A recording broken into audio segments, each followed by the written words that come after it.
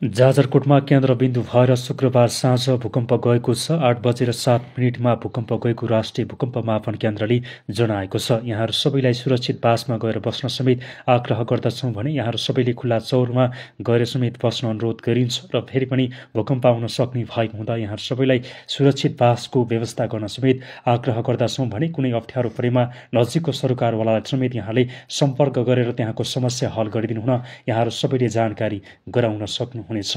केन्द्रको अनुसार भूकम्पको केन्द्रबिन्दु पयक क्षेत्र आसपासबाट सुरु भएको बुझिएको छ भने 5.2 म्याग्निट्युडको भूकम्प गएको समेत भूकम्प मापन केन्द्रले जनाएको छ। नजिकका छिमेकी जिल्लाहरूमा समेत धक्काको महसुस भएको छ। यहाँहरू सबैले सुरक्षित बासको व्यवस्था गर्न सबैमा आग्रह गरिन्छ र खुल्ला चौर या चाहिँ आफूले बनाएका अस्थायी टहराकै बास गर्न समेत आग्रह गर्दछौँ भने फेरि पनि भूकम्प आउन सक्ने भएको हुँदा आज रातभरि यहाँहरू सबै खुल्ला चौर या अस्थायी टहरामा बस्न यहाँहरू सबैमा अपिल गर्दछौँ। भूकम्प जति बेला पनि आउन सक्छ, जति बेला पनि जनधनको समेत क्षति हुन सक्छ। फेरि पनि जाजरकोट लगायतका क्षेत्रहरूमा ठूलै आपत्ति आइलागेको छ।